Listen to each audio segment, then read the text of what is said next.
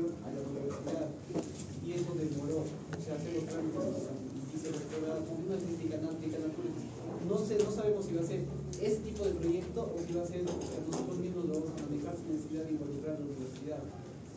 ¿Qué les resultaría más sencillo? No involucrar a la universidad. ¿Qué desventaja tendría? La ventaja de cuando involucras a la universidad es que te dan fondos, pero tiene que estar, o sea, tiene que haber un fondo de por sí destinado a justicia. Si No tenemos eso. Sí, no sé, la verdad es que no sé al respecto. Entonces, doctorita, lo hacemos solo de manera clara nosotros, pero ¿qué tenemos que presentar exactamente? O sea, más a las partes del informe que se van a presentar. Esa es más la duda. Las partes. A ver, el primer día hubo la exposición del grupo de ustedes, donde estaban las partes, ¿no es cierto?, que tenía que tener la actividad, o sea, el aprendizaje basado en proyectos, estaban las partes. Eso lo hacemos en informe. En base a eso tiene que ser el informe nomás. O sea, es un informe, es un primer informe borrador, donde digan cómo se va a hacer. ¿Te acuerdas que había etapas? Era buscar la información. Ajá, la información, la que estamos revisando ahora en las clases y alguna información adicional que quieran, hasta ahí. O sea, solo hacemos la etapa 1. Claro. Y ya es tiempo, porque en etapa 1 preguntas, guía, ideas previas, importancia de respetar el currículo de las materias intergrupos, planificación y organización de los grupos, roles, fases, calendarios y actividades.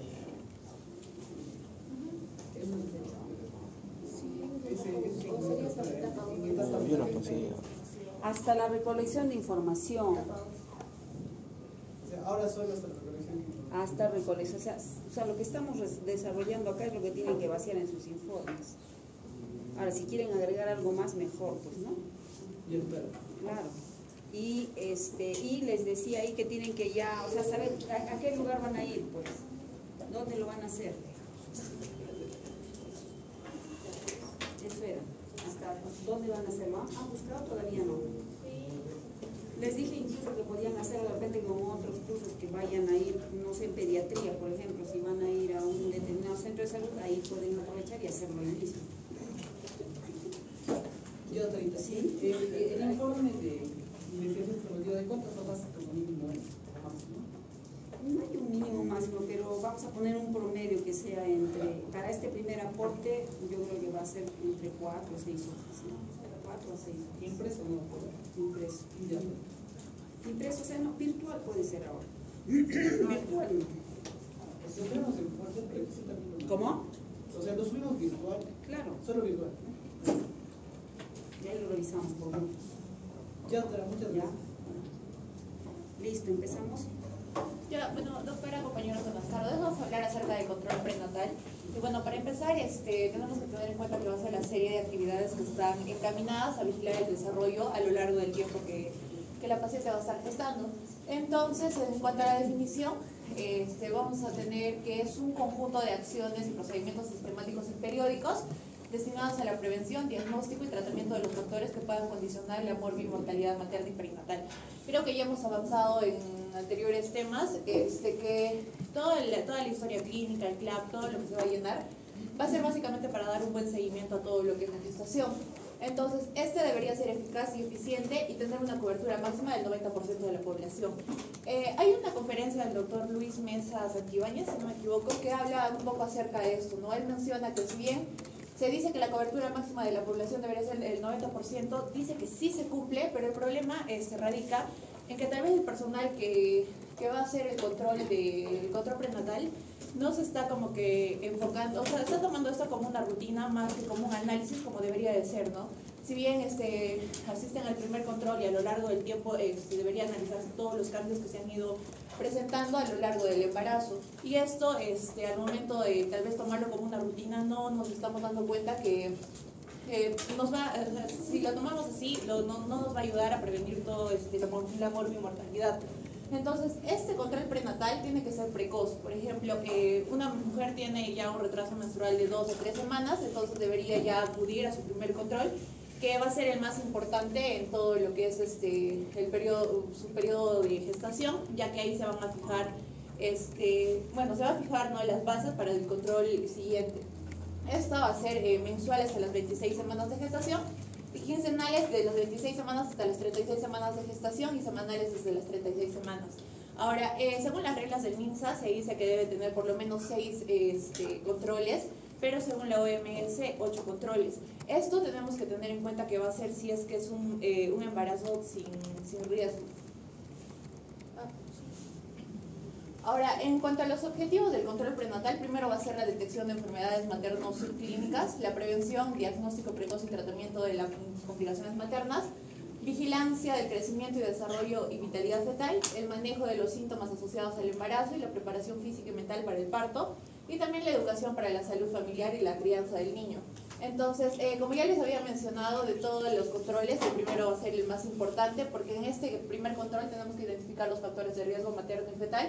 Y como ya habíamos revisado en el CLAP, en este caso vamos a ver todos los factores de riesgo tanto de la madre, si cuántos partos ha tenido antes, o si ha tenido algún tipo de aborto, si está empezando la gestación con una enfermedad que ya tenía, y también el suplemento, la suplementación con ácido fólico, que básicamente va a ser para ayudar a un buen desarrollo, ¿no?, del feto, y lo que es también diagnosticar la edad gestacional y la condición materna y fetal, y la educación de la embarazada, y también si en caso hubiera factores de riesgo como por ejemplo si la embarazada consume alcohol o fuma, tendríamos que ya cortar, ¿no?, eso, hablar con la paciente para poder bueno, ya.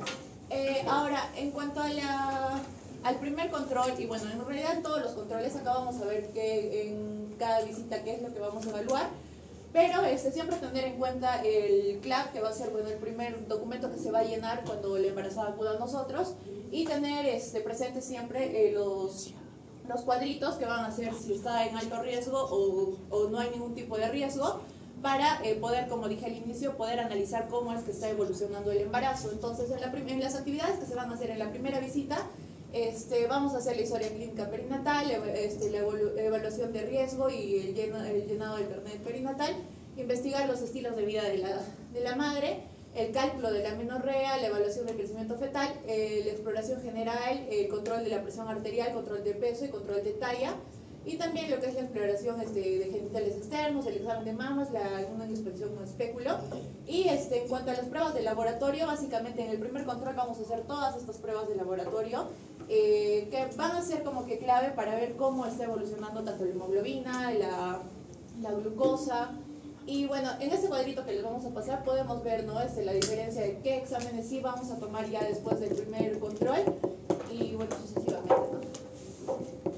Ahora, tenemos que también tener en cuenta lo que es el tiempo de amenorrea, que bueno, nos va a ayudar para calcular la fecha probable de parto, que ya sabemos cuál es la regla de Naegeli.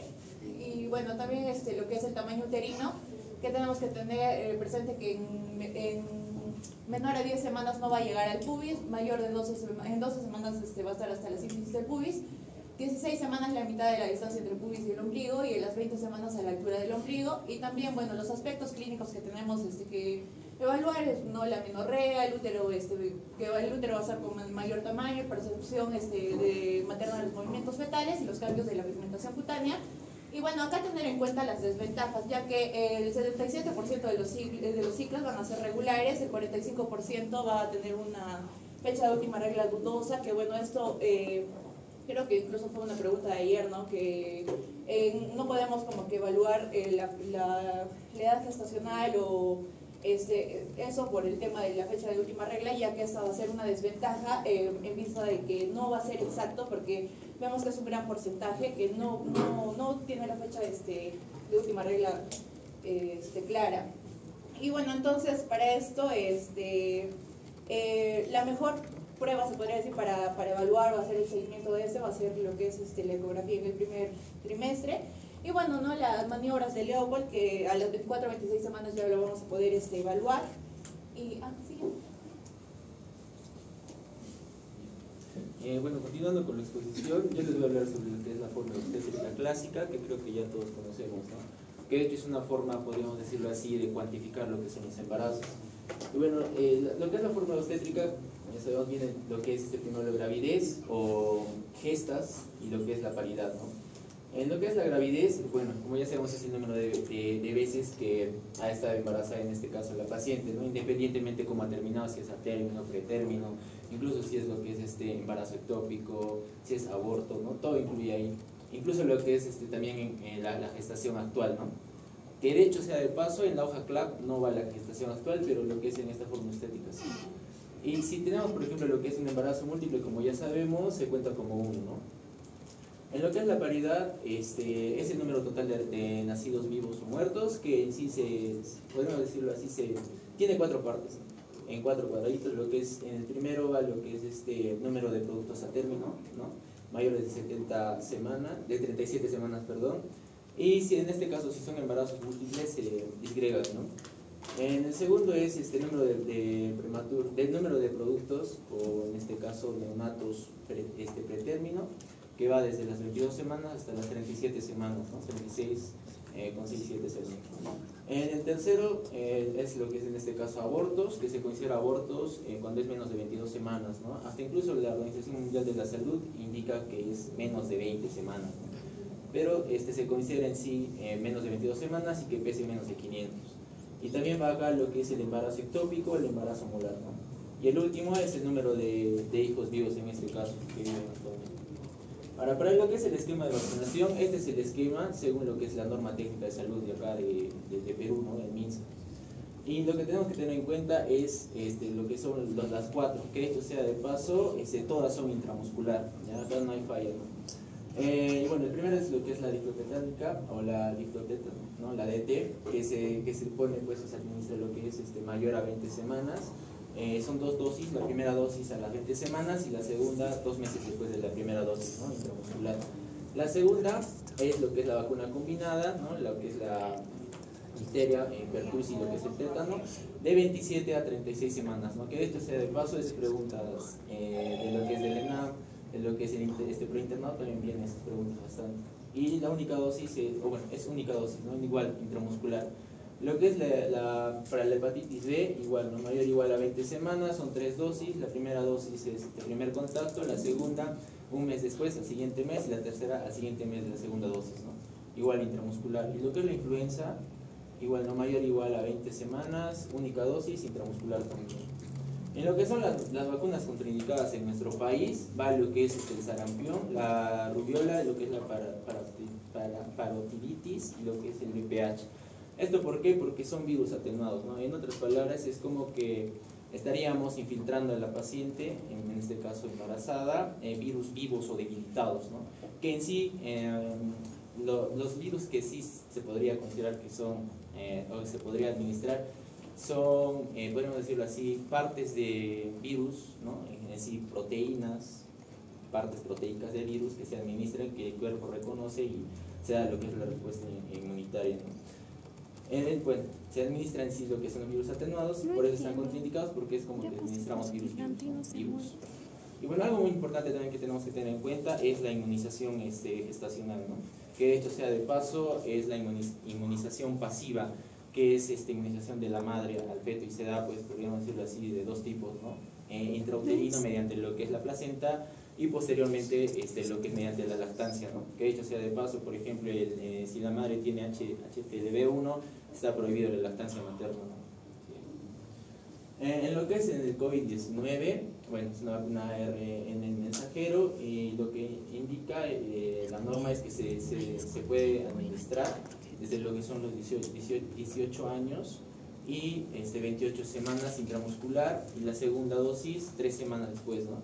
Pero algo importante acá que resaltar es que la Organización Mundial de la Salud ha hecho como que un informe de que se podría dar lo que es la dosis para COVID-19 ya a partir de lo que es la 12ª semana, ¿ya? Pero pienso yo que para motivos de examen, hasta que saquen una resolución, 28 semanas. Lo que es la prescripción de ácido fólico, bueno, esto es, ¿no? Lo que es se da lo que es 500 microgramos a todas las gestantes en la primera consulta, ¿no? Lo que es el primer trimestre hasta la 13ª semana. Y después de esto se aumenta lo que es el sulfato ferroso, ¿no? Pero se disminuye lo que es 100 microgramos de lo que es el ácido fólico. ¿ya? Y esto va desde la 14ª semana hasta el parto. Bueno, en otras palabras, ¿no? Desde lo que es la primera consulta de la madre hasta la 13ª se da ácido fólico, es lo primordial, ¿ya? Con 500. Pero ahora, si hay planificación familiar, lo que se recomienda es que se administre ácido fólico incluso 3 meses antes de que se embarace, ¿no? Ya, después de eso, pasar lo que es la 13ª semana, a partir de la 14ª hasta lo que es el parto, se disminuye 100 microgramos del ácido fólico y se aumenta lo que es el sulfato ferroso, ¿no? 60 miligramos, perdón. Y lo que es la prescripción de calcio, ¿no? 2000 miligramos al día, desde lo que es la semana 20 hasta el parto. Ahora, algo muy importante que tenemos que tener en cuenta también son los signos y síntomas de alarma, ¿no? Que de hecho, de paso tenemos que tenemos que preguntar y tenemos que estar muy atentos en cada control de la gestante, ¿no? Por ejemplo, lo que son las náuseas, vómitos, ¿no?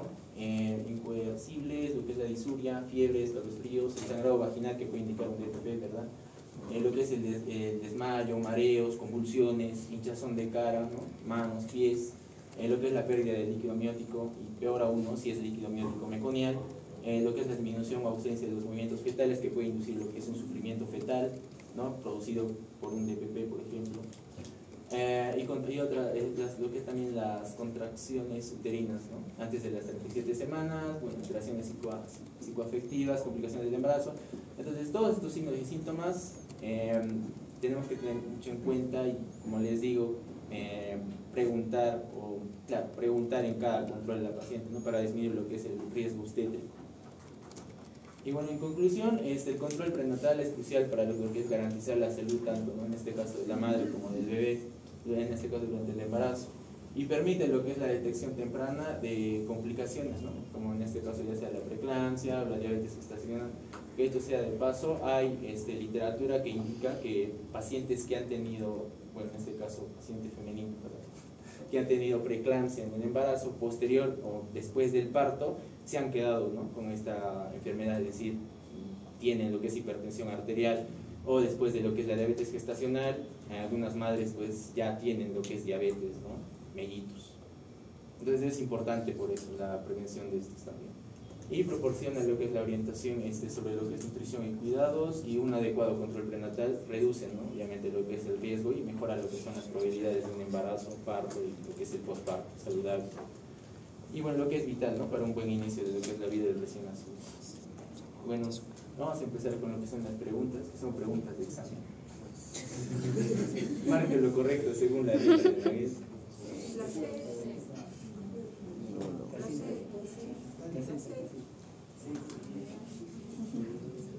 Y esta también, ¿no? Describe la fórmula obstétrica. Es pregunta examen. G4P3003.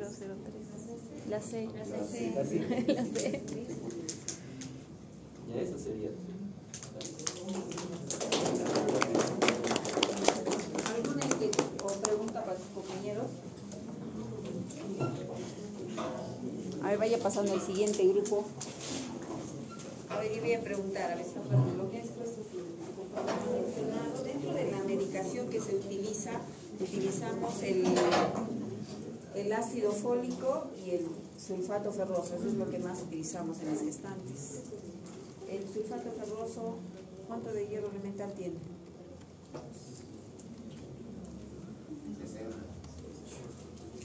Ahí está. Mando. ¿Cuánto? 60. Tiene 60, no tiene 60 miligramos tiene.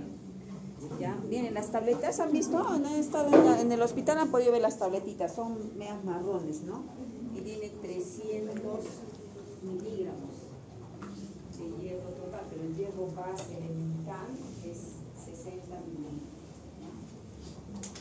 ¿Qué más dijo? El ácido fólico, ¿cuál es la dosis mínima que necesita la paciente? O la necesaria. También lo mencionó su compañero. Creo que no están escuchando, chicos. ¿Dijo 400? Rápido.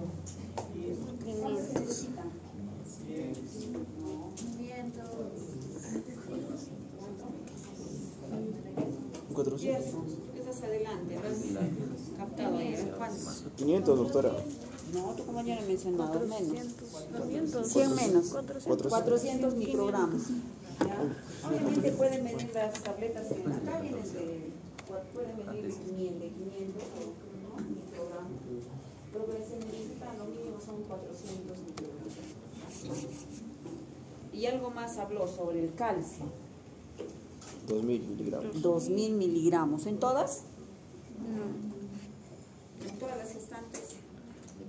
¿En quiénes daríamos? En aquellas pacientes que tienen riesgo de preeclampsia. ¿Y cuándo las vamos a captar a esas pacientes?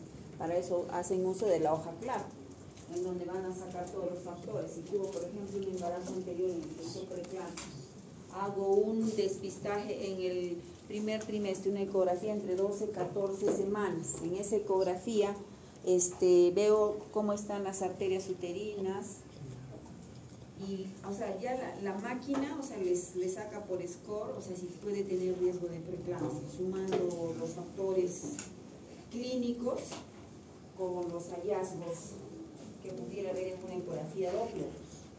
Y si ahí tiene un riesgo de preeclampsia, esas son las pacientes que deben recibir calcio. Aparte de calcio, tienen que recibir aspirina. En la anterior clase, en el caso cuando se realizó control prenatal, se habló de aspirina. ¿Cuánto de aspirina debe recibir? De 100 a 150 miligramos. Esa es la dosis, ya en preeclampsia. Y debe recibirlo, lo ideal es que lo reciba antes de las 16 semanas de embarazo. Antes de las 2 oleadas, que se llaman las oleadas trofoblásticas, allí es donde tiene que recibir. Si recibe después, o sea, no tiene efecto. Sin embargo, en la escuela americana, o sea, sí utilizan hasta antes de las 24 semanas, ¿ya? Pero eso es lo ideal, y esa es la explicación que tengo, ¿ya? Entonces, a grande donde ustedes tienen que saber, o sea, qué es lo que van a controlar en una paciente y cuáles son los riesgos. Les hablo de la preeclampsia porque es algo que es muy común, ¿no? Es lo que más vamos a ver en periferia o en el hospital. Entonces, pasamos al siguiente tema. Ahora sí, vamos a hacer las pruebas de bienestar fetal. A ver, el grupo. Muérdete. Cómete tus dedos.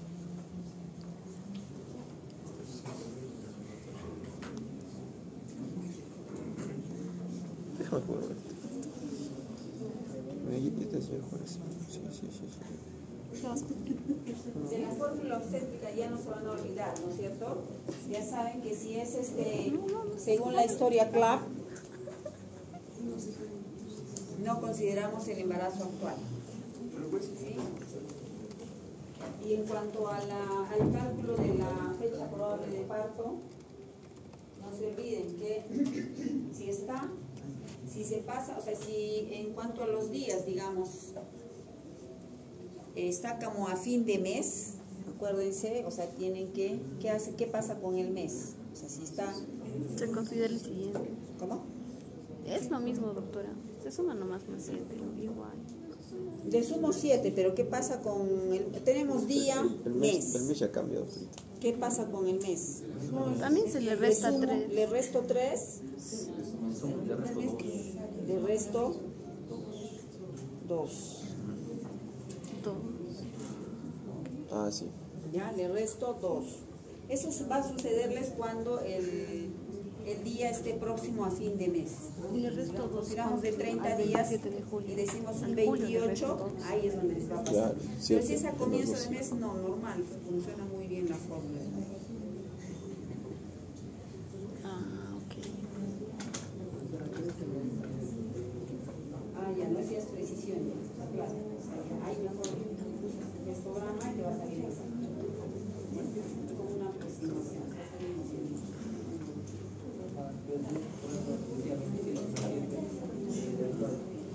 Día 4, día 3. Mira, llegar al toque.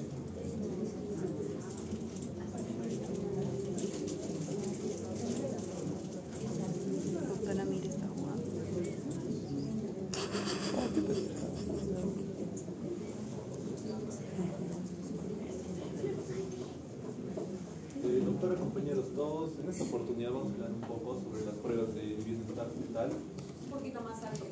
sobre las pruebas de bienestar fetal, vamos a tener a la NST y a la CST y también después al perfil biológico. Como vemos, el Ministerio de Salud, bueno, este es del Hospital Hipólito Unanue, emite las hojas y donde vamos a poner las conclusiones, donde se va a poner el test CST, el test no estresante y el test estresante va a ser en la parte inferior acá, ¿no? Y vamos a ver las diferentes clasificaciones que van a recibir estos tests. Por ejemplo, CST puede ser negativo, positivo, reactivo, no reactivo, insatisfactorio y sospechoso. Y el NST puede ser activo, hipoactivo, reactivo, no reactivo o incluso también dudoso. Y acá también vemos otro informe cardiotocográfico donde pueden estar estas variables también como el test estresante y el test no estresante, ¿no? Son las modificaciones que vamos a ver en las hojas salidas. Algunos de los objetivos de estos tests, del test no estresante y del test estresante, por ejemplo, el test no estresante va a tener el objetivo de evaluar el desarrollo neurológico del bebé, ¿no? De concepción. Y si el CST, que es la prueba estresante, va a tener como objetivo valorar la capacidad funcional del feto, la capacidad funcional de la placenta, frente a una situación de hipoxia que lo vamos a provocar con diferentes medios, pero generalmente se hace el test estresante con oxitocina, como vemos acá, ¿no? El test estresante puede ser un test de esfuerzo o un test de carga, que se va a hacer desde las 37 semanas, y el test estresante de carga puede ser un test con oxitocina o con un estímulo mamario, o también puede ser con esfuerzo desde las 32 semanas, con un test de esfuerzo físico o esfuerzo isométrico, y el test no estresante que va a ser la basal, como está la paciente desde las 32 semanas también. Vemos que las sensibilidades del NST y el CST no van a ser muy altas, ¿no? Van a estar alrededor del 50%, y vemos que el NST incluso puede llegar al 35% de sensibilidad, ¿no? Pero si hablamos de especificidad, están mayormente casi a más del 90% de especificidad de estos dos test, ¿no? Y nos puede dar incluso por tener tan baja sensibilidad muchos falsos negativos, ¿no? O falsos positivos que nos da en esta. Y vemos por qué no se realiza antes estas pruebas. Por ejemplo, la prueba estresante, ¿por qué no se realiza antes de las 26 semanas? Porque su reactividad solo va a ser de un 17%, frente a que si se realiza estas pruebas a más de 31 semanas de embarazo, nos va a dar una reactividad incluso del 96% en estos. Vamos a ver acá, esto va a ser el resultado que sale del cardiotocógrafo, más o menos. Y vamos a ver que parece un electrocardiograma, pero en este campo nos vamos a situar en dos líneas, ¿no? Vamos a tener la línea superior del esquema superior y el esquema inferior, ¿no? El esquema superior va a estar dado por los latidos cardíacos del feto, ¿no? Que vamos a ver que acá vamos a tener escalas. Estas escalas de acá, que van desde el 30 hasta el 210 más o menos, van a ser los latidos fetales que tiene el bebé. Y como sabemos, los latidos fetales normales del bebé deben ser de 110 a 160, ¿no? Lo más actualizado que tenemos. Y vemos acá más o menos que la basal del bebé está en 150 más o menos latidos por minuto, ¿no? Y esto lo vamos a conocer como rango de frecuencia cardíaca fetal. Todo eso, ¿no? Si vemos como el electrocardiograma también se divide en segundos, en el tiempo o en lapsos, acá también se va a dividir en tiempos, y cada dos cuadraditos que vemos, que significa 1 centímetro, nos va a dar 60 segundos, o sea, nos va a dar 1 minuto. Y lo que vemos que desde el primer número que aparece al otro número que aparece van a pasar 10 minutos. Si contamos el número de cuadraditos, vamos a tener 20 cuadraditos, que es entre 2, nos va a dar 10 minutos, ¿no? Vemos esta es en la imagen de arriba. En la imagen de abajo, que está dentro de la misma hoja que vamos a apreciar en rotación quizás, vamos a ver que esta va a presentar el rango de movimiento corporal del feto. Entonces, ¿cómo vemos el rango de movimientos corporales? Vemos acá las líneas que se trazan de color negro, ¿no? Todas las líneas que están activas de color negro van a ser los movimientos fetales que ha tenido el bebé, ¿no? Y hablamos ahora de la actividad uterina, o sea, de contracciones uterinas, que pues vamos a medirlas no como que latidos, sino vamos a medirlas por milímetros de mercurio, ¿no? que vemos desde 0 hasta 100 milímetros de mercurio, y cada pico vamos a ver que es una contracción uterina que ocurre, ¿no? Dentro de esta escala va a ocurrir va a tener muchas frases, muchas palabras. Por ejemplo, la línea base, que va a ser el promedio de la línea en que está arriba, la variabilidad, que la variabilidad es la fluctuación entre cada línea base de un minuto, ¿no? Entonces, pues la variabilidad ocurre, deben ser, vemos las puntas, ¿no? Cada punta es un ciclo, entonces debería haber dos o más ciclos para que se considere que sea una variabilidad en este caso. En este caso las variabilidades se pueden dividir entre ausentes, mínimas, moderadas y marcadas. Bueno, es un tema muy complicado, pero no tengo mucho tiempo, así que vamos a hablar también sobre las desaceleraciones. Las desaceleraciones, vamos a ver los picos, pero no picos hacia arriba, sino picos invertidos, picos hacia abajo. Esas van a ser consideradas desaceleraciones, ¿no? Aceleraciones, ya también lo contrario, ¿no? Picos hacia arriba, picos elevados se van a llamar aceleraciones. Movimientos corporales, como dije, las barritas negras de acá arriba, y las contracciones uterinas, ¿no? Los picos más altos de abajo. Acá vemos la misma hoja, ahora vemos las variabilidades, que deben ser 2 o más para que se considere una variabilidad. Las aceleraciones va a ser los picos elevados de latidos por minuto en este caso. Desaceleraciones, picos hacia abajo, ¿no? Esta es la basal, y picos hacia abajo van a ser consideradas desaceleraciones, ¿no? Y va también, la basal va a ser llamada frecuencia cardíaca basal del bebé, ¿no? Los movimientos fetales, los puntos de acá arriba, cada punto es un movimiento fetal, y las contracciones, ¿no? Con tipos de contracciones.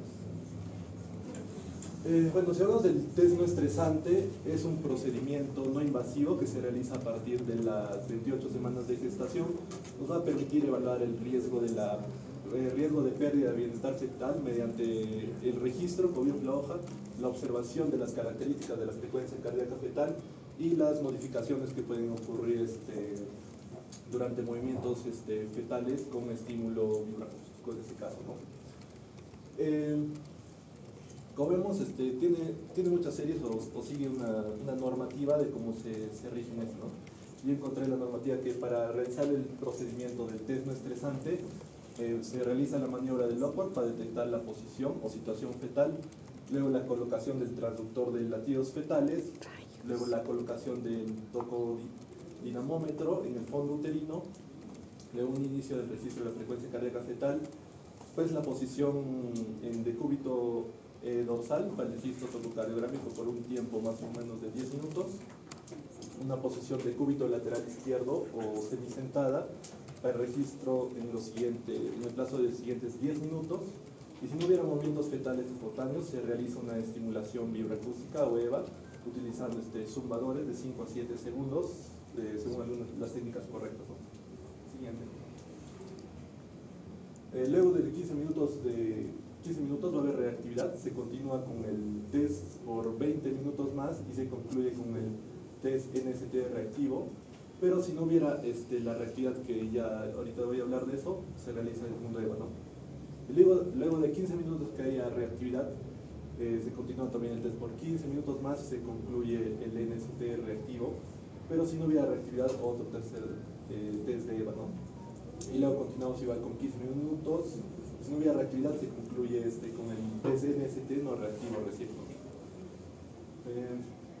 Algunas indicaciones para hacer esta prueba del NST es un embarazo normal o en casos necesarios, a partir de las, como dije, 28 semanas, algún riesgo que pueda tener el bebé, un déficit de oxigenación o de flujo sanguíneo, antecedentes de una muerte fetal, un óbito fetal de la madre, en todo embarazo que sea patológico, alguna sospecha de distocia funicular, alteraciones del líquido amniótico o antes de las 28 semanas en caso de inmunizaciones RH, ¿no?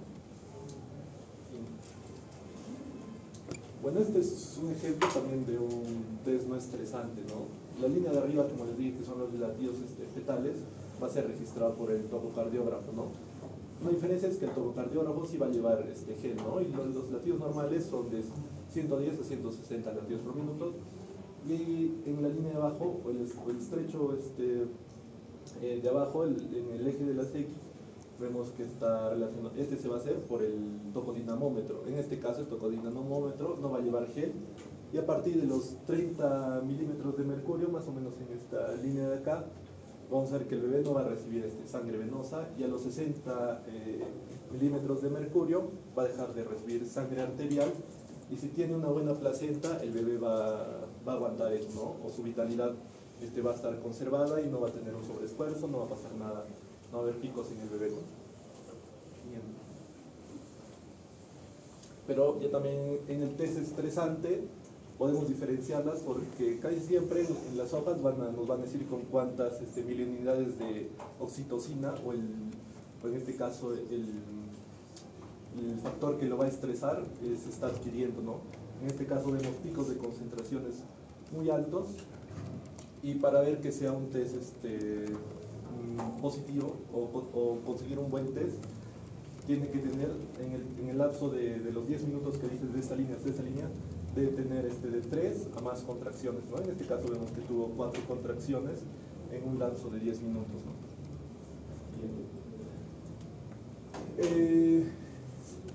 En este caso del test no estresante seguimos. El test no estresante nos puede dar dos valores, ¿no? Nos puede dar si el test va a ser reactivo o el test no va a ser reactivo, ¿no? Y en este caso no solo va a depender lo que interpretemos si es reactivo o no reactivo, también va a depender de la variabilidad, como presentes, también de la línea base que tenga, de las desaceleraciones o de los movimientos fetales, ¿no? En este caso hay dos cuadros comparativos de cómo saber o cómo interpretar si va a ser un test reactivo o un test no reactivo, ¿no? Si va a ser un test reactivo, vamos a ver que la línea base cardiofetal va a ir desde 120 a 160 latidos por minuto, una variabilidad mayor a 6 latidos por minuto, movimientos fetales en este caso van a estar presentes, mientras que en el test reactivo no van a estar presentes, o sea, van a estar ausentes. En el test reactivo las aceleraciones de la frecuencia cardíaca fetal van a estar presentes, y en el test reactivo no. La amplitud es en este caso va a ser mayor a 15, y en el test reactivo va a ser menor a 15 su amplitud, ¿no? Y la duración va a ser mayor a 15 segundos en el test reactivo, y en el test no reactivo va a ser menor a 15, ¿no?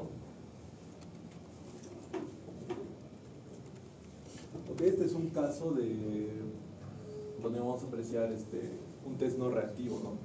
Como vemos en este caso va a tener latidos de 120 a 160 más o menos, no está sobrepasando, está como en un basal de 140 promedio, una variabilidad mayor a 6 latidos por minuto, movimientos fetales en rangos, no vemos muchos movimientos fetales, por ejemplo acá, cuando están las aceleraciones, vemos que en este caso no presentará aceleraciones, ¿bien? Lapso de 10 minutos, las amplitudes menor a 15 y duración menor a 15. También nos puede dar otro caso, aparte de ser reactivo o no reactivo, nos puede dar un caso que puede ser patológico, ¿no? En este caso nos puede dar patológico, como vemos esta curva, si va a ocurrir estas cosas, ¿no? Si va a ocurrir desaceleraciones progresivas en todo el lapso de los 10 minutos, si va a tener un eje casi plano, y va a haber una DIF 3 de tipo moderado, que vamos a hablar después, que son los DIFs, y no va a tener variabilidad de un lugar a otro, ¿no? Ahora, ese era el test no estresante, o sea, el test basal. Ahora este es el test estresante, ¿no? Va a ser una técnica, en este caso se utiliza más, y por eso me metí más por el tiempo, por una técnica de infusión con oxitocina, que esta preparación del compuesto va a estar hecho por cloruro de sodio, dextrosa al 5%, más una ampolla de oxitocina con 10 unidades internacionales, ¿no? Una conexión del compuesto con la línea de infusión y colocación de la bomba de infusión, colocación en la vía con una técnica adecuada, el inicio de infusión con 4 miliunidades, o sea 8 gotas, y se incrementa gradualmente cada 10 minutos 2 miliunidades, o sea 4 gotas, hasta recoger el patrón de contracciones uterinas útiles, que tiene que ser de 3 a más en 10 minutos, y el registro del trazado que se va a hacer durante 30 minutos. Entonces vamos a tener las indicaciones para este test estresante, con sospecha de sufrimiento fetal crónico, insuficiencia placentaria o registro de muerte fetal, diabetes materna, hipertensión crónica con preeclampsia, un embarazo que sea muy prolongado, RCIU, enfermedad materna, disminución de los movimientos fetales, que el test no estresante nos dé no reactivo, antecedentes de óbito fetal, ¿no? Muerte fetal.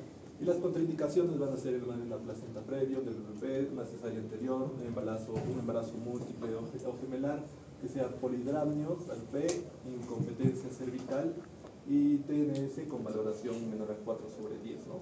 Acá vemos un poco un diagrama que lo simplifica más el test estresante porque es largo, que nos puede dar un test estresante negativo. Si nos da negativo hay que continuar con el control de la gestación y repetir el test en 7 días, ¿no?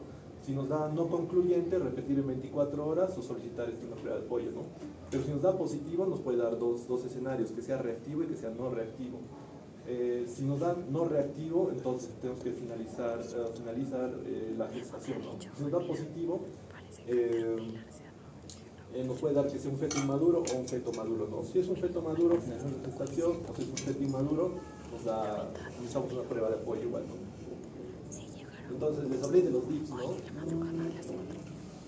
Los DIPs también es un poco complicado, pero se va a dividir el DIF 1 al DIF 3, que tenemos, que los DIF van a ser las aceleraciones, ¿no? Las desaceleraciones. Entonces en el DIF 1 tenemos una desaceleración transitoria baja con contracción uterina. Justo cuando se está contrayendo el útero va a haber una desaceleración en ese mismo caso, ¿no? Y nos va a dar o nos va a señalar una hipoxia leve, ¿no? Y justo está en el mismo ángulo, ¿no? En el mismo tiempo que va a ocurrir la contracción. En el DIP 2, que va a ser una desaceleración tardía, vamos a ver que después que ocurre la contracción, recién viene la desaceleración, ¿no? Es una desaceleración tardía. Y el DIP 3 nos va a dar nos va a hacer señalar sobre una hipoxia severa, que va a haber una desaceleración antes y después de cada contracción, ¿no? Y hay otra imagen que también lo voy a explicar mejor. Por ejemplo, acá tenemos un poco más de conceptos sobre los DIPs o desaceleración temprana, que es un descenso visualmente aparente de las funciones de los latidos fetal, perdón. Y hay otro índice que también se saca con una fórmula que va a ser menor al 30%, que coincide con el ACME de contracciones uterinas del retorno gradual de la frecuencia cardíaca basal, ¿no? Igual vemos que va a haber una desaceleración junto con una contracción, ¿no? El DIP 2, un descenso visualmente aparente también, con lo inicio, pero ya también va a ser una línea de 30 a más, ¿sí? Y el DIP 3, ¿no?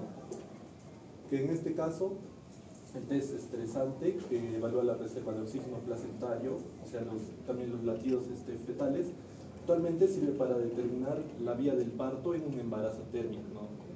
Se induce contracciones mediante la infusión de oxitocina por vía endovenosa y puede presentar algunos resultados, como dije, ¿no? Puede ser negativo o puede dar un test positivo.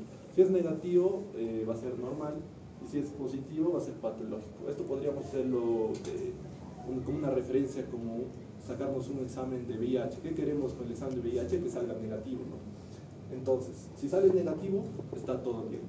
Y si el test es positivo, está al frente de algo patológico. Y en este caso se va a dividir en dos, si es reactivo y no reactivo. Entonces, ¿qué nos interesa? Que salga negativo y que salga reactivo el test. Eso sería lo mejor, ¿no? Siguiente. Acá vemos que el test estresante nos puede dar varios resultados, como dije, un negativo, positivo, sospechoso y satisfactorio, ¿no? El negativo, no va a haber DIPs con las contracciones uterinas y nos va a dar signos de que no hay insuficiencia placentaria y que este paciente sí va a tolerar un parto vaginal, ¿no? Si nos da positivo, y acá vienen las fórmulas, si nos da positivo puede haber DIPs en más del 50% de cada contracción uterina, ¿no? ¿Y cómo se saca esto? Se saca con el número de desaceleraciones dividido entre el número de contracciones y multiplicados por 100, ¿no?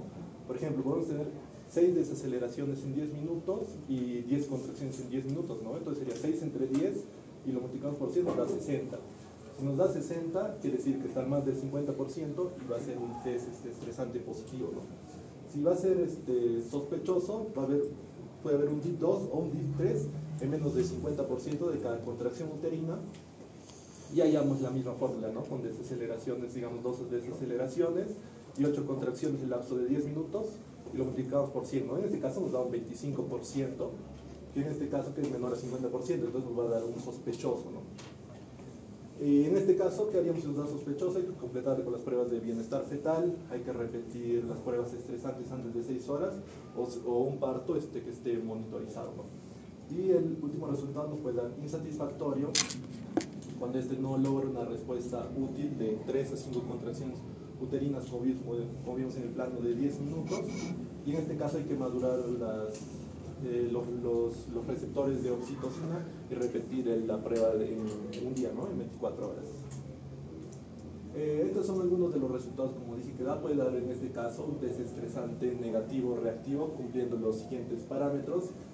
Entonces sería este sería un test que quisiéramos ver en todas las madres, ¿no?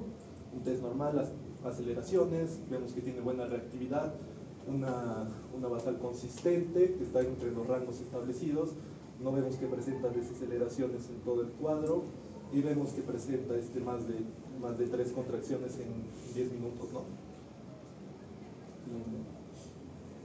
Este es un caso patológico que salga positivo, vemos que están yendo a picos de 180 incluso y tiene picos de desaceleración a 120, pues nos va a dar hasta 60 segundos de lapso, ¿no? que está bajando y subiendo estos picos. Vamos a ver que tiene taquicardia severa y en este caso va a haber una DIF3, ¿no? Este es un dudoso sospechoso. Le sacamos la fórmula de aceleración y desaceleración, nos va a salir un D menor al 25%, ¿no? Menor al 50%. Y este es un insatisfactorio que no nos da las contracciones requeridas, y máximo de la oxitocina que debemos aplicar al paciente va a ser 30 miliunidades, ¿no? Y cuando no se logra obtener el patrón de contracciones uterinas,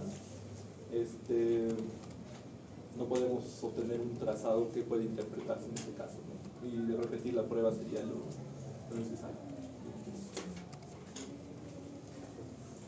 Doctora, buenas tardes. Vamos a hablar sobre perfil biofísico fetal. ¿Sí? Okay. Recordemos más que todo que este examen es un examen invasivo que nos permite ayudar a lo que es una evaluación del bienestar fetal. Hay bastantes parámetros que evaluar, más que todo son el movimiento fetal, tono fetal, respiración fetal, volumen de líquido amniótico, y también puede evaluar en algunos casos lo que es la frecuencia cardíaca fetal. ¿Cuáles son los principios de la evaluación de bienestar fetal? Normalmente se basa en evaluar lo que serían parámetros agudos y parámetros crónicos. La evaluación de variaciones físicas agudas o de los parámetros crónicos se da más que todo porque están regulados por centros funcionales del cerebro fetal, son sensibles al ciclo del sueño y vigilia, entonces podemos decir que son sensibles a una hipoxia aguda y también a una SIM aguda, y también una sensibilidad a la hipoxia varía según el centro regulador. Normalmente, aparte de los parámetros agudos, tenemos un parámetro crónico que podemos evaluar, que es el volumen de líquido amniótico. En este caso, como conocemos, es una variable crónica independiente de las variables agudas. Acá tenemos un ejemplo que puede ser el oligohidramnios, que se desarrolla lentamente y puede indicar una hipoxemia crónica. Aparte de eso, para puntuar un bienestar fetal tenemos que ver que se puntúa normalmente de 0 a 2 puntos, no indica, y no hay un intermedio, simplemente 0 es que no existe algún movimiento fetal o no hay tonos fetales, y 2 en que sí existe o sí cumplen los criterios. Esas se pueden clasificar desde normalmente una puntuación normal, una puntuación positiva, una puntuación buena es mayor a 8, que indica que existen niveles de hipoxia y ácido base en rangos normales, y una puntuación menor a 4 es que podemos tener ya un compromiso fetal. Siguiente. Entonces, ¿cuáles son las indicaciones? A pesar de que acá indica que puede utilizarse entre los inicios y finales del segundo trimestre y tercer trimestre, normalmente esto varía según la clínica del feto y según el criterio clínico del proveedor, aunque también algunas indicaciones indican que el parámetro físico fetal se puede aplicar durante el parto, aunque el contexto no está claramente establecido. Sí, okay. Hablamos de las bases fisiológicas. Como sabemos, hay dos tipos de parámetros. Un crónico, que suele ser líquido amniótico, y unos agudos, que son movimientos respiratorios fetales, movimientos fetales generalizados, tono fetal y aceleraciones de la frecuencia cardíaca. Se dicen agudos porque reaccionan muy rápido a lo que son eventos de hipoxia, especialmente hipoxia aguda. Normalmente, al momento de haber una hipoxia aguda, lo que ocurre acá es una cadena muy predecible de lo que serían los parámetros agudos. Entonces, si hay una hipoxia aguda, lo que se empieza es con más que todo una desaceleración de la frecuencia cardíaca, lo que provoca es una disminución de los movimientos respiratorios fetales, que provoca una disminución de los movimientos fetales generalizados, al final provocando lo que sería una disminución del tono fetal. En caso de los parámetros crónicos, como vemos acá el líquido amniótico, es que la respuesta a la hipoxia aguda es muy lenta, entonces podemos mencionarla que es una respuesta ya de una hipoxia crónica. Entonces, si existe en caso de que no hay una ausencia o ruptura de membranas, normalmente lo que ocurre es que el líquido amniótico va bajando.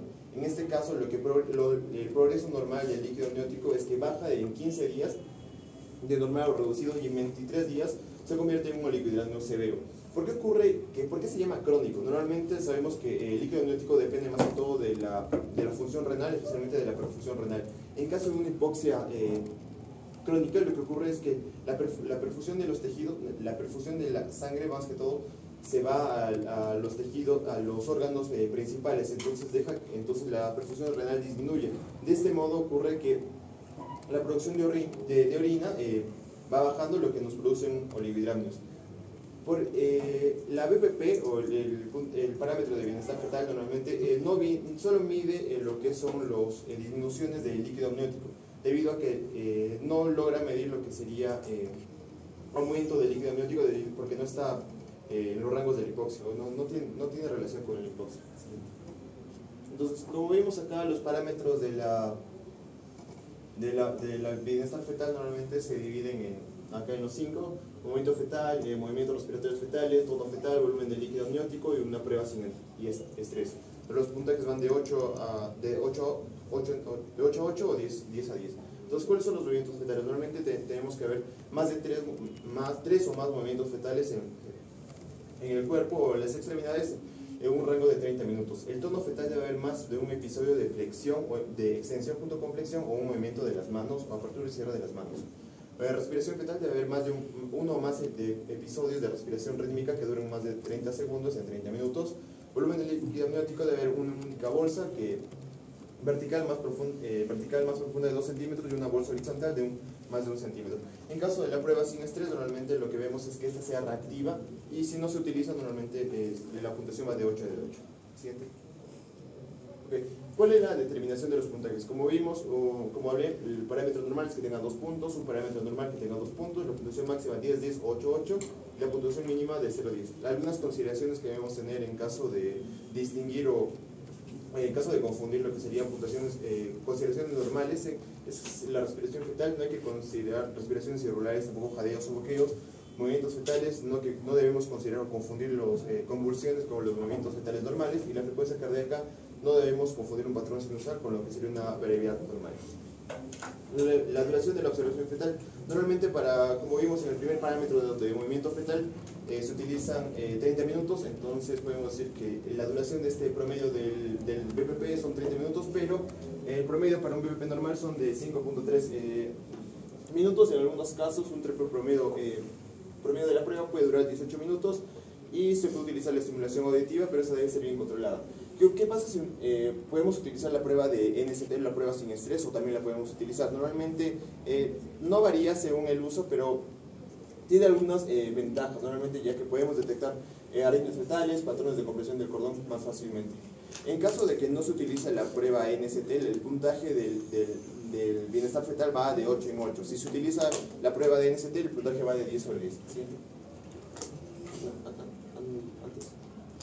Ok, ¿cuáles son la interpretación y el seguimiento? Si tenemos más de 8 puntos, podemos decir que es normal, tranquilizador, y que la prueba la tenemos que repetir la siguiente semana. Si es 6 puntos, 6 sobre 8, 6 sobre 10, nos puede indicar que es equívoco y hay que volver a repetir la prueba. Y menos de 4 puntos es que es anormal. Luego vamos a explicar lo que es oligohidramnios. Siguiente. Okay. El calendario de pruebas. ¿Cuándo debemos iniciar la prueba de la BPP? En caso de del inicio de pruebas, normalmente se puede dar tan pronto como sean las 22 semanas, pero es más común que se dé de 32 a 36 semanas. Obviamente debe comenzar cuando se identifica un factor de riesgo que nos puede indicar un mayor riesgo de muerte fetal. ¿Cuál es la frecuencia de las pruebas? Normalmente si una prueba es normal, se tiene que realizar una vez a cada semana. Si las pruebas son anormales, eso también depende. Normalmente si, se puede realizar dos o más veces por semana en situaciones graves. Y en situaciones mucho más graves se puede realizar muchas veces al día. ¿Cuál es la revelación inmediata? Normalmente si hay un deterioro clínico significativo, si hay muchos factores de riesgo que nos pueden indicar incremento de aplicancia, hemorragia, antiinfarto recurrente y diabetes no controlada, tenemos que reiniciar una prueba de LPP. En caso de una disminución en la actividad fetal, también tenemos que hacer otra reevaluación. Por ejemplo, tenemos acá un ejemplo que indica un feto con RCU, con velocidad Doppler anormal y oligohidramnios, pasa de una prueba de bienestar fetal de 8 sobre 10 a 2 sobre 10. Entonces es un deterioro clínico significativo y también es una disminución de la actividad fetal. Entonces tenemos que volver a realizar otra prueba de bienestar fetal. Como vemos acá ya son las interpretaciones.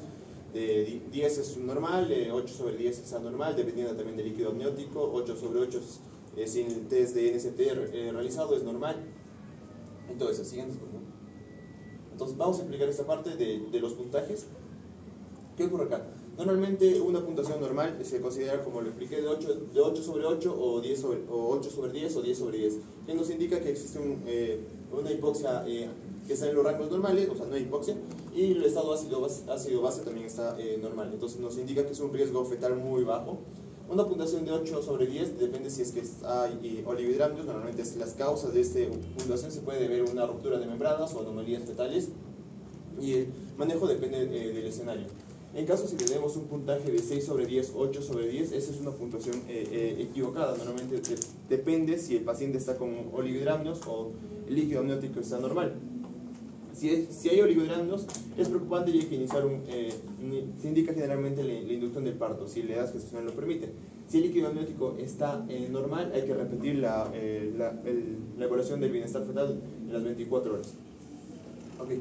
¿Qué ocurre con los resultados muy bajos de 0 sobre 10, 2 sobre 10 o 4 sobre 10? También depende de lo que es el líquido amniótico, pero normalmente un puntaje de 0 a 10 es una emergencia fetal y tenemos que inducir el parto lo más rápido posible. 1 o 2 sobre 10 hay que hacer un parto rápido, desde alto riesgo de muerte fetal, y puede repetir en la prueba en fetos de menores de 28 semanas. En caso de un puntaje de 4 sobre 10, nos indica un riesgo elevado de muerte fetal, depende si hay oligohidramnios, hay que hacer un parto si la edad gestacional es adecuada o no lo permite, y si hay líquido amniótico está normal, el parto es indicado y tras la mejora hay que repetir otra vez la prueba de bienestar fetal. Siguiente. Algunos factores que pueden afectar la puntuación, ya sea corticoides prenatales, que nos puede aumentar, nos puede disminuir lo que es la frecuencia cardíaca fetal, pero estas los efectos suelen disminuir a los 4 días tras la administración. Una infección subclínica es controversial debido a que no hay, en la bibliografía no menciona si es que una infección puede alterar o mejorar o simplemente anular lo que es la prueba de bienestar fetal. Un parto prematuro puede asociarse con ausencia de movimientos fetales, entonces nos altera lo que es la prueba de bienestar fetal. Y el ayuno materno, debido a la baja glucosa, lo que ocurre es una disminución de los movimientos fetales. Entonces ya después, normalmente se recomienda que sea postprandial lo que es la prueba de bienestar fetal. Ya. Bueno, las conclusiones en sí, el test no estresante, el NST, es un procedimiento no invasivo que se realiza a partir de las 28 semanas, que nos permite evaluar el riesgo y pérdida de bienestar fetal mediante el registro y la observación. Hay que valorar la respuesta del feto y las contracciones uterinas provocadas artificialmente. Se realiza en la sala de urgencias o ingresada a la planta. Estas contracciones se realizan con una vía y administración de oxitocina hasta conseguir que la gestante tenga 3 contracciones cada 10 minutos. En caso de el perfil biofísico fetal, es una herramienta crucial para la evaluación del bienestar fetal. Nos puede indicar un alto riesgo de muerte fetal y combina varios parámetros. En caso se incluye el NST, pero también los parámetros que es movimiento fetal, líquido amniótico, el tono del feto, el tipo, la respiración, entre otros. Y nos permite determinar lo que sería la hipoxia y la acidemia fetal. Entonces, las preguntas es, ¿cuál de las siguientes no es un parámetro biofísico para el perfil biofísico fetal? Sería... Test estresante. Ajá, test estresante, porque lo que se considera es un test no estresante para una prueba sin estrés. Prueba sin estrés. Esa es.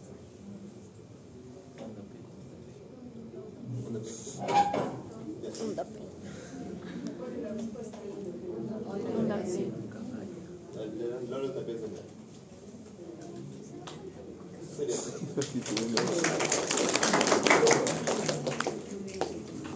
Un poco arduo, ¿no? O sea, La primera bastante parte. información. Sí. Muchísimo. Pero se Por favor, no nos entiende. pida hacer más fácil. ¿Qué cosa significa NST?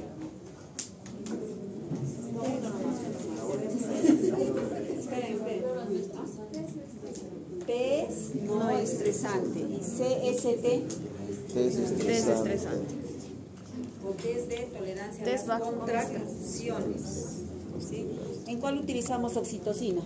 Tolerancia a las En el- contracciones. En el test estresante. ¿De cuánto viene la oxitocina? 30. No. A ver. ¿De cuánto viene? Todos los días están yendo al hospital, todos los días ven ahí en las puertas, ¿no? Que están con sus frascos de Sí, cloruro y 3 tiene ahí contracciones. oxitocina. ¿De cuánto viene la oxitocina? La ampolla. Porque de eso va a depender para preparar para el test estresante. ¿Cómo vamos a preparar? ¿De cuántas unidades? Viene la oxitocina viene en unidades, viene en esas ampollitas pequeñitas, vienen de 10 unidades internacionales. Y cuando preparan para el test estresante, preparamos en 1 litro de cloruro o de dextrosa. Y allí colocamos una ampolla. Entonces es una ampolla de 10 unidades diluido en 1000 cc de cloruro o de dextrosa. Esa solución se hace la conversión para pasar. Su compañero Sebastián dijo, ¿no? ¿Con cuánto empezábamos? 4 miliunidades. Ya, podemos empezar con 2.000 unidades o 4.000 unidades. De esa preparación de 1.000 que se ha hecho con 10 unidades, ¿con cuántas gotas empezaría? También lo dijo su compañero. ¿Con cuántas gotas? El doble. Acuérdense siempre, el doble. ¿Sí? Entonces, si él dice 4.000 unidades, quiere decir igual a 8 gotas. Después, en el incremento mencionó 10 minutos. Bueno, generalmente lo que utilizamos es un poco más del lapso de tiempo, ¿ya? O sea, es de 15 a 20 minutos. O sea, cada 15, 20 minutos vamos incrementando. ¿Sí? 4 gotas. O vamos incrementando 2 miliunidades. ¿Ya? Después hizo una comparación que me pareció muy buena para acordarse. Dijo... ¿Cómo van a interpretar el test estresante? Que sea algo negativo. ¿Cuándo y es real. bueno? Cuando es negativo y Cuando es Negativo, negativo, negativo. como el VIH dijo, ¿no? ¿No? Como el VIH. Si el VIH le hace la prueba y sale negativo, está bueno. Entonces no creo que con él nunca se van a olvidar para interpretar un CST. Cuando es bueno, porque eso les voy a preguntar y eso también seguro que lo saben bien en sus pruebas. ¿No? ¿Cuándo es bueno? A ver, en relación a los DIPS. DIPS 1. Desaceleración A ver, Pussy. temprana. DIPS 1, Gerson, DIPS 2, Stephanie, DIPS 3.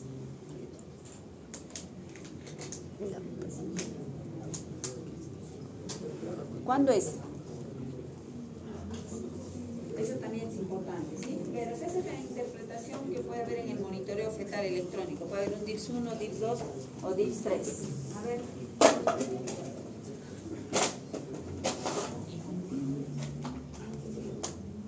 DIPS 1, doctor, es cuando la desaceleración está acorde a la contracción.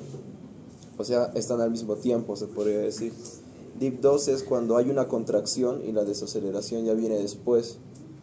Y DIPS 3 es, pues, ya es variable, no tiene una forma específica. ¿No? O sea, el DIPS 1 es, si es que no hay un porcentaje elevado en el trazado, o sea, puede ser hasta fisiológico. Pero tiene una relación con la compresión, ¿de qué? De la cabeza, que hace una reacción vagovagal, ¿no? Y entonces hace que haya una desaceleración que va a ser en la contracción, que se conoce también como imagen en espejo, ¿ya? Imagen en espejo. Ya, yo les voy a dar algunos tópicos, vamos a pasar esto rápido porque sus compañeros ya lo han expuesto, lo han hecho bien, sino que es bastante información. ¿Ya? Entonces, cuando hacemos las pruebas de bienestar fetal es para ver cómo se encuentra el feto, ¿no? Que se encuentra dentro. Ya. Entonces dijimos que las pruebas de bienestar fetal, ¿para qué sirven? Va a servir para poder ver cómo se encuentra el feto dentro del útero. ¿Sí? Determinar el riesgo de bienestar fetal para disminuir la muerte intraútero. Eso quiere decir, ese es el objetivo principal. Entonces, dentro de las pruebas de bienestar fetal, nosotros podemos hacer desde que es embrión, ¿sí? Hasta que nace. Entonces, desde que es, digamos, en la salud embriofetal, ¿qué cosa vamos a ver? ¿Cómo vamos a saber si está bien o no? Es a través de esos marcadores bioquímicos de cromosomopatías, como por ejemplo cuando medimos la fracción libre de la HCG, cuando hacemos esta prueba que es la PAP, que significa la proteína plasmática placentaria asociada al embarazo. Cuando está muy baja, o sea, nos puede indicar un riesgo de cromosomopatía. También al dosar la alfa-fetoproteína. Hay algunas pruebas que son invasivas, como por ejemplo la prueba de las vellosidades coriales, también la miocentesis, que se puede hacer en forma precoz, ¿ya? Y estas son las principales. En lo que respecta, digamos, a si ya es más, estamos hablando de un feto en el cual ya podemos hacer ecografía Doppler, entonces ya vienen las otras pruebas. O sea, no solamente son las pruebas que hemos mencionado, CST, NST, perfil biofísico fetal, sino también tenemos la ecografía Doppler, es otra prueba de bienestar fetal. Y en el intraparto, sí, muy importante las pruebas que han mencionado, el NST, el CST, y también podemos hacer la oximetría de pulso fetal, el pH sanguíneo en el cuero cabelludo fetal, el meconio es un signo indirecto, ¿ya? Y en el posparto tenemos el APGAR y la gasometría del cordón umbilical, ¿ya? Entonces, digamos que estas son todas las pruebas que podemos hacer en nuestro feto y cuando es un recién nacido en el primer día. Ustedes han hecho acá y me pareció interesante, aquí está mejor, pero ahora ya no sale.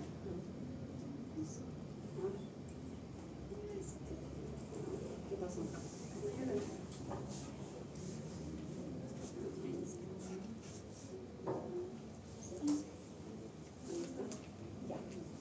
Está mejor aquí. Ya. Entonces, el perfil biofísico fetal que lo mencionaron sus compañeros, no olviden esos parámetros. ¿Cuántos hay? 1, 2, 3, 4. ¿Está bien? Son 5. ¿Son? 5. 5. Son 5. Ya, ¿cuál iba primero? 1, el tono. Está bien. Tono.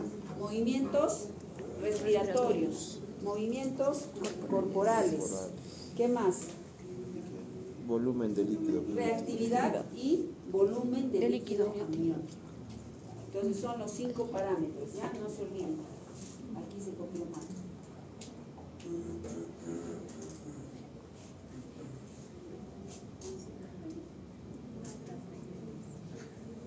Entonces, ¿qué es lo que hace el feto frente a la, digamos, cuando hay un déficit de oxígeno? ¿Qué tiene que hacer? O sea, va a extraer de donde él pueda. Eso va a ser extracción del oxígeno de los tejidos, ¿no? Y por lo tanto va a tratar de disminuir toda su actividad. Por ejemplo, sus movimientos lo va a disminuir. Va a entrar en juego el sistema simpático y también el parasimpático. Va a haber una redistribución de flujo, ¿sí?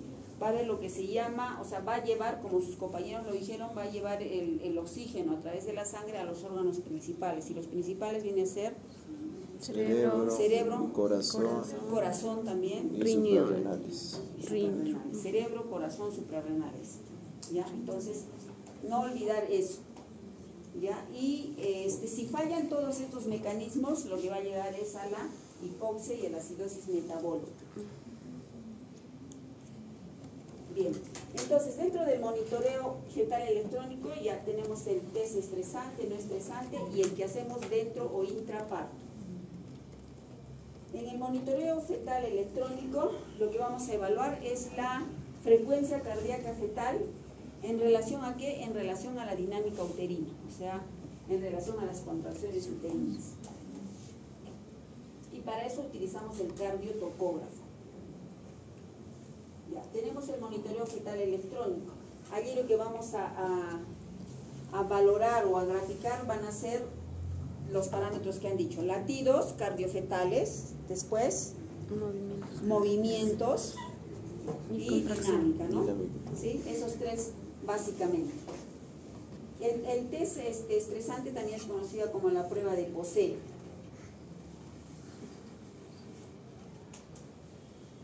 Esto ya lo han hablado.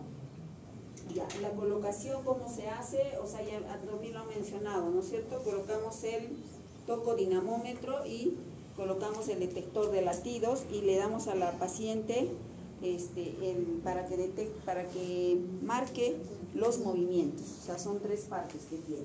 Doctorita, ¿y en dónde vamos a colocar el toco y el cardio? O sea, nos basamos en las maniobras de Leopold, o sea, en la posición en sí, ¿no es cierto? Del feto, o es estándar para todos. No. O sea, donde ustedes detecten los latidos cardiofetales, ahí va a ir el detector de latidos. Para eso se van a basar en las maniobras de Leopold. La mejor parte o porción del feto para poderlo escuchar va a ser el dorso. O sea, donde está el dorso, ahí se va a escuchar mejor los latidos cardiofetales. Ahí tienen que colocar.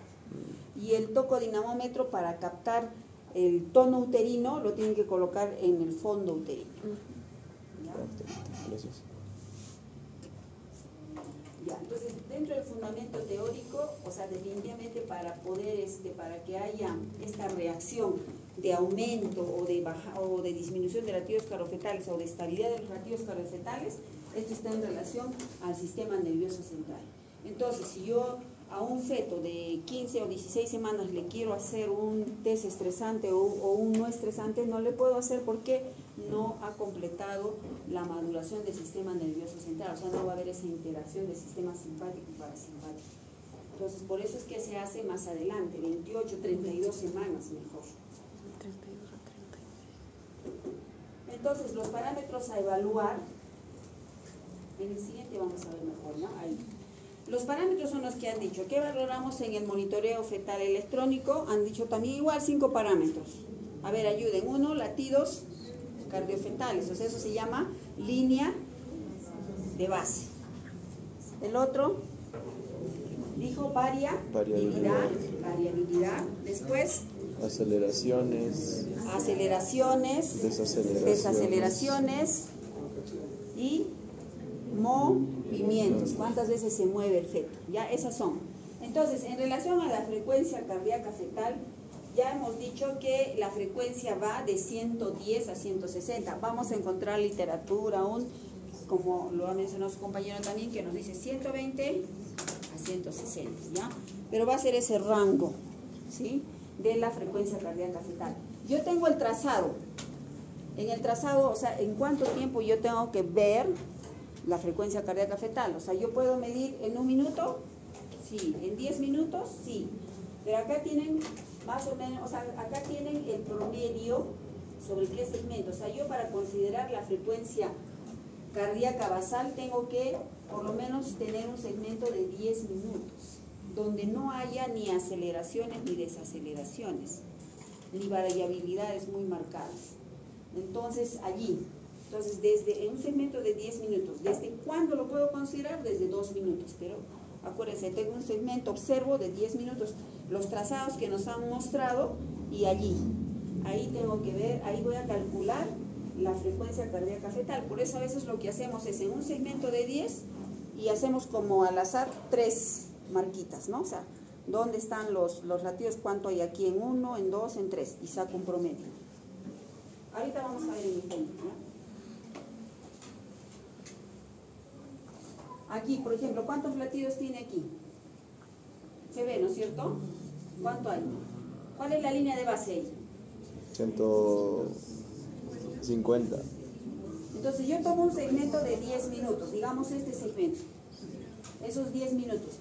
Yo al azar digo, voy a medir donde primero tengo que ver que no hayan aceleraciones ni desaceleraciones. Entonces puedo tomar este acá otro segmentito, porque cada 2 es 1 minuto, acá tomo otro minuto, cada dos cuadraditos es 1 minuto. Y ahí veo, ¿dónde está fluctuando? 150.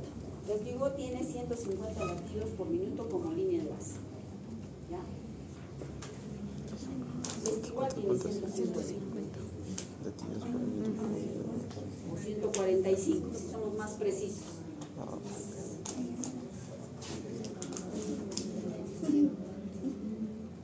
Ya, si tenemos menos de 110 latidos, es bradicardia. Si tenemos más de 160 es taquicardia. Entonces, ¿qué es la variabilidad? Simplemente se tienen que acordar que es la fluctuación de la línea de base. O sea, si mi línea de base iba así, tengo que mirar el pico de arriba y el pico de abajo. ¿Sí? Esos picos son las fluctuaciones. Esos picos también se conocen. O sea, si va uno arriba y otro abajo, también digo esa es la amplitud, que lo veo en 1 minuto. Eso se llama variabilidad latido a latido. En 1 minuto. Entonces, esa variabilidad puede estar, ¿no es cierto? Puede ser mínima, puede ser moderada o puede ser marcada. Idealmente debemos estar aquí en moderada, o sea, debe variar, Oliver, entre 6 a 25 latidos por minuto. ¿Ya? Eso es. A ver, vamos a ver con Oliver. Acá. ¿Qué te parece esto? A ver, Oliver. ¿Qué variabilidad hay? ¿Dónde está la variabilidad?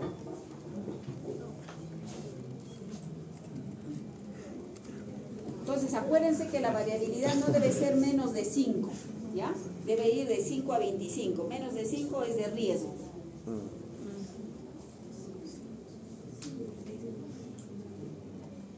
Ya, esta sí está entre 6 y 25, lo que les decía, ¿ya?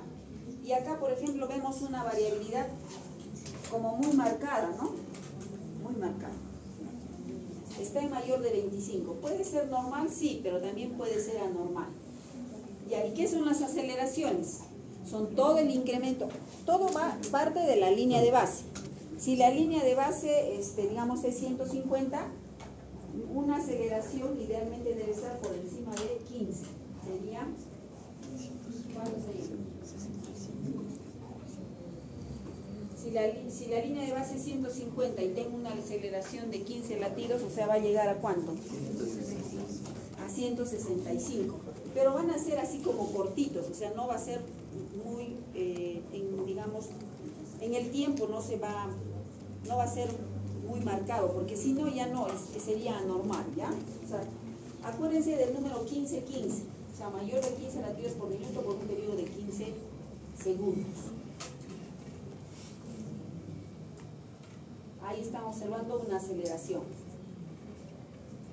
Acá también las aceleraciones.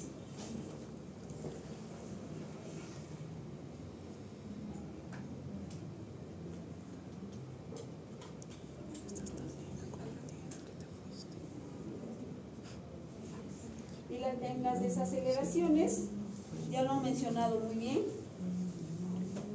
ya depende, ¿no? Si las desaceleraciones tempranas están asociadas a las contracciones.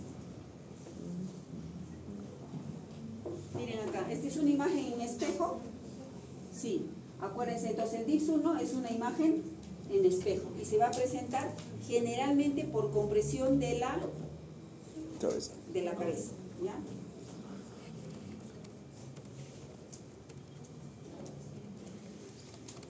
Ya, acá tiene la explicación también, ¿no? Una estimulación refleja del vago producida por compresión de la cabeza fetal, o eso se va a ver más en la ruptura de membranas. Rompes membranas, la cabeza choca contra la pelvis, hay mayor presión, ¿sí?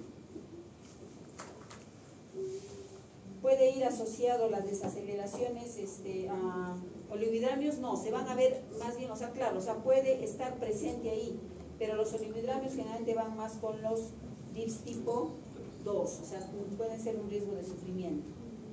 Ya, y estas son las desaceleraciones tardías, en la cual, o sea, el nadir de la desaceleración va a ser después de la contracción uterina, o sea, está terminando la contracción uterina y los latidos empiezan como que a caer ahí recién. ahí. Entonces acá nosotros observamos, por ejemplo, aquí está la contracción y la desaceleración tipo 2 está después.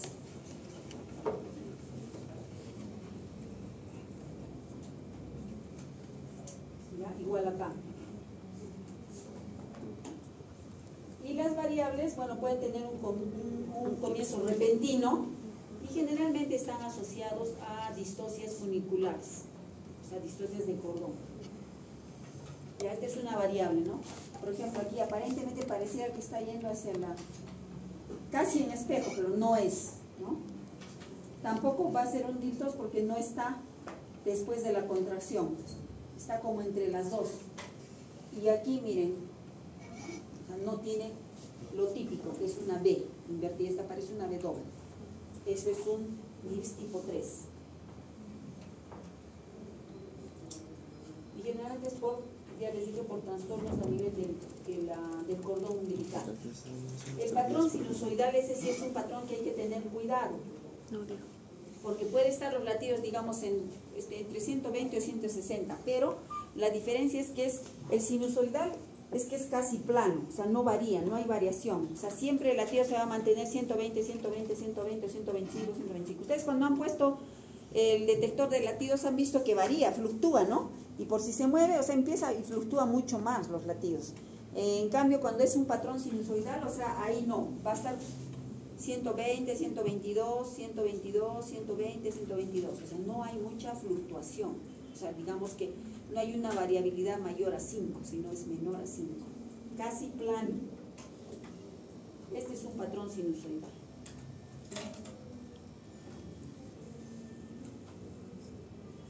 Aquí este cuadrito es para valorar más o menos las cosas, para ver, ¿no? Cuando encuentran taquicardia, bradicardia y las posibles causas y qué es lo que hacemos, ¿ya? Este no les voy a leer. Ya. Esto también lo mencionaron mis compañeros. También mencionaron algo importante, o sea, ¿tiene alta sensibilidad o alta especificidad? Especificidad. ¿Y eso qué quiere decir?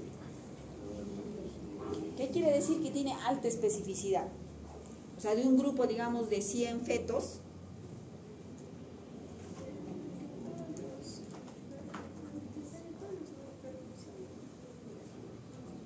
o sea, que si la prueba nos sale que el test es reactivo, nos está asegurando que está bien, ¿o no? Sí. En cambio, si nos sale no reactivo, ¿nos asegura que está enfermo, o está mal, o está en peligro el feto, o no? No. Menos, o sea, exacto. O sea, lo que cuando haces la prueba y te sale que es reactivo, te está diciendo que definitivamente, o sea, está bien, y que te puedes confiar 7 días, digamos. Eso quiere decir. Pero si me sale que está negativo, o no negativo, sino está no reactivo el test, entonces quiere decir que ese bebé pudiera estar en riesgo, sí, pero no me asegura ese riesgo. Por lo tanto, yo tengo que hacer otras pruebas, como el perfil biofísico fetal, puedo hacer un Doppler, ¿sí? Eso tienen que recordar de la sensibilidad y la especificidad. Las indicaciones también ya las ha dicho, son las mismas. ¿A todas debemos hacer NST? No es. Tampoco la prueba del NST es una prueba que, o sea, nos dice, o sea, no, como tiene baja sensibilidad, entonces no nos sirve para captar, digamos, todas las pacientes que pudieran estar en riesgo. Por ello, o sea, la aplicación debe ser en aquellas pacientes que tengan algún factor de riesgo, ¿no? ¿Y cuánto debe durar el test? Mínimo 20 minutos, puede ser hasta 30 minutos. Aquí están las características de los parámetros que ya los han mencionado. Igual es esto, también esto. Esta es la interpretación. Ya prueba reactiva, no reactiva, insatisfactoria. Ya. Esto. Este cuadrito es bueno que se lo aprendan, porque esto es lo que últimamente, o sea, se está utilizando. sea, cómo valorar el monitoreo intraparto, es esto. Y ahí entra el MST o el CST, ¿no? Entonces, básicamente, o sea, aquí, por ejemplo, no considera lo que son movimientos fetales, pero sí considera el resto de parámetros: frecuencia cardíaca fetal, variabilidad, aceleración y desaceleración. Y la clasifica como categoría 1, categoría 2, categoría 3. Es muy parecido a lo que nos han expuesto, pero digamos que de alguna forma, o sea, esto es lo que nos va a permitir valorar si realmente estamos en riesgo, y está aplicado básicamente en pacientes que como que están en trabajo de parto, o sea, es un monitoreo intraparto, ¿ya? El que viene a ser anormal, miren acá, fíjense, es que si tienen un patrón sinusoidal o si es que hay bradicardia en relación a la frecuencia cardíaca fetal. En relación a la variabilidad, si está ausente. En relación a las desaceleraciones, en todas va a estar si es que hay tardías o si hay variables pero muy recurrentes, o sea, se presenta más del 50% del trazado, las desaceleraciones variables. Este es el NST, como lo ha manifestado su compañero. Ya, este es un test no estresante. Igual, ya nos trajeron ejemplos ellos también.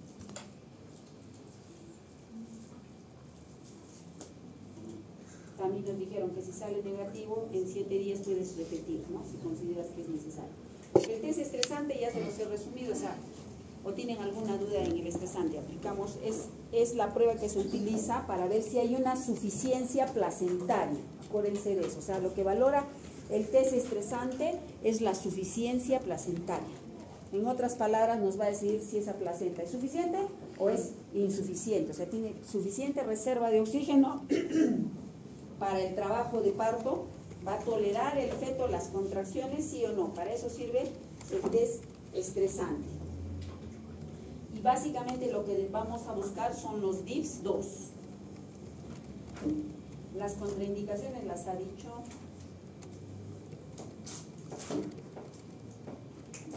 Esto es importante. ¿Cuál es el nivel crítico de oxígeno fetal y la reserva respiratoria? Es una PO2 de 24. Y cuando la presión de oxígeno baja de 18 a menos, o sea, significa un riesgo. Ya, esta es la interpretación del test. Nos dijo test positivo, test negativo, sospechoso. ¿Se acuerdan del VIH? Este es un trazadito. 18. Son gráficas para que las vean, las pueden ver. Ya, no es difícil ver esto para interpretar. Y el perfil biofísico fetal, ¿no es cierto? Que es la que utilizamos, es la de Manning, está vigente desde 1980, ¿ya? Y los parámetros ya los han mencionado, ahí no hay que agregar nada. Acá tienen otro cuadrito igual del perfil biofísico fetal. Listo, chicos.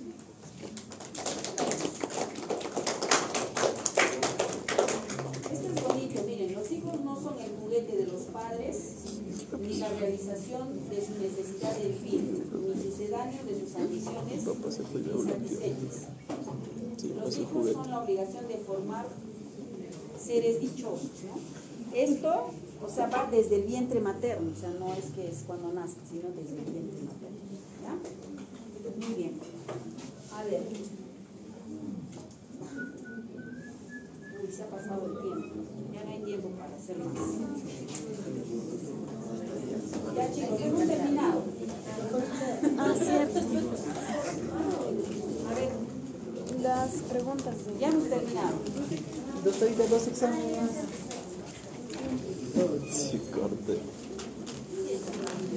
De hecho, este degradado, hay que matarlo. Como ya no hay tiempo, ya así nomás se queda. No, doctora, ¿cómo? A ver, ¿quién está enfermo? ¿De la mano? Se han esforzado. Se han esforzado, vale la pena. ¿Ya? Por grupo recojan, por favor. Dármenlo por favor. Oliver, ¿hiciste?